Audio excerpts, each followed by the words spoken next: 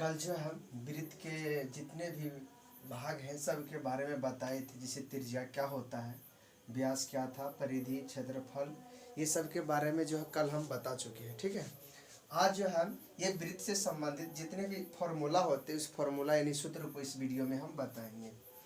तो सबसे पहला फॉर्मूला देखते हैं हम, वृत्त की त्रिज्या फॉर्मूला क्या होता है। हम कल जो बताए थे, यानी केंद्र से जो ये लकीर वृत्त पर जो खींचा गया इसी को हम क्या बोलते हैं, त्रिज्या बोलते हैं।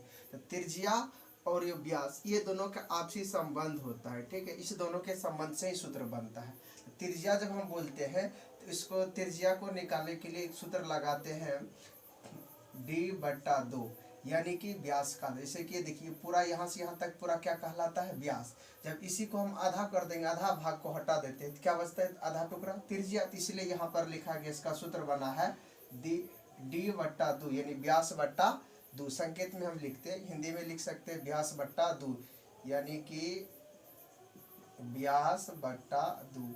ये हम किसका सूत्र बना चुके हैं, त्रिज्या का। ठीक है, इसी तरह जब हम व्यास का सूत्र बनाते हैं तो व्यास देखिए, दो त्रिज्या को, ये टुकड़ा और ये टुकड़ा दोनों को आपस में सटा देंगे तो ये पूरा बनेगा। इसलिए यहाँ इसका जो सूत्र बनेगा यानी 2r, यानी कि इसको हम लिख सकते हैं 2 गुना त्रिज्या।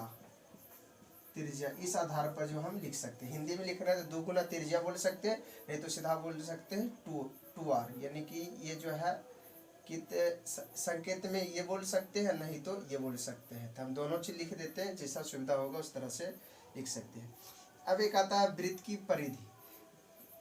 वृत्त की परिधि के बारे में हम बताए थे, ये जो गोल है, ये लकीर जो यहाँ से यहाँ तक इस तरह की ये दूरी जो है, यही क्या कहलाती है, वृत्त की परिधि। इस दूरी का जो है मापने का तरीका होता है, उसके हम फॉर्मूला पर लगा सकते हैं 2πr। ठीक है, यानी 2πr वृत्त का क्षेत्रफल।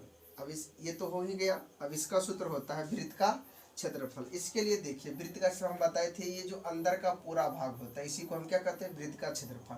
इसको हम नाप सकते हैं, फीट से नापने में बहुत कठिनाई होता है, इसलिए इसका फॉर्मूला बनाते हैं। तो इसका फॉर्मूला जो बनता है, सूत्र होता है πr²। क्या बनता है सूत्र, πr²। अब एक होता है वृत्त की परिधि बटा वृत्त की व्यास, यानी c/d। ये क्या होता है, इसको हम बोलते हैं पाई। ये जो है ना, पाई का फॉर्मूला ये होता है। ठीक है, तो पाई का मान दो तरह को, तो दशमलव के रूप में दिया जाए तो 3.14 होगा, और पूर्णा यानी कि भिन्न के रूप में दिया जाए तो 22/7 होगा। क्वेश्चन में जब पाई का मान 3.14 कहेगा रखने के लिए तभी ये रख सकते हैं, नहीं तो हमेशा 22/7 का ही प्रयोग किया जाता है। ठीक है, और ये दोनों का सूत्र जो है वृत्त की परिधि और वृत्त की क्षेत्रफल, इसको जो है हम एक और सूत्र इसको बना सकते हैं। इसको सूत्र बनाने का एक और तरीका है। तो इसके लिए आपके, जैसे कि हम r से संबंधित ये सूत्र बनाए हैं, अब इसी को हम d से संबंधित सूत्र बना सकते हैं। इसको हम एक सूत्र बनेगा πd, कहने का अर्थ हुआ है पाई गुना व्यास। यहाँ है पाई गुना 2r, 2 त्रिज्या, तो ये 2πr हो जाएगा। और इसको अगर व्यास के रूप में बोला जाए तो हम ये सूत्र को बोल सकते हैं, तो ये भी ध्यान में रखना है। लेकिन ज़्यादातर इसी सूत्र का प्रयोग किया जाता है। उसके बाद अगर व्यास दिया रहता है तब हम इस सूत्र का प्रयोग करते हैं, नहीं तो सबके लिए ये सूत्र लागू होता है।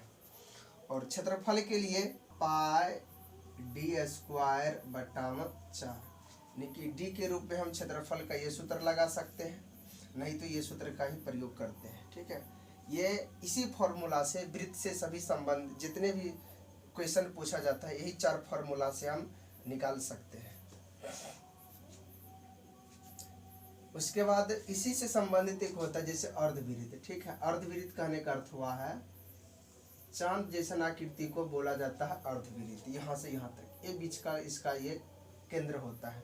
ठीक है, ये और ये बंद, इस तरह के बंद आकृति को हम क्या बोलते हैं, अर्धवृत्त, अर्धचांद। ठीक है, तो इसका सूत्र बनता है, एक होता था अर्धवृत्त की परिधि। ये द्वितीय फॉर्मूला बनता है, बाकी बात सब इसी फॉर्मूला का उपयोग होता है।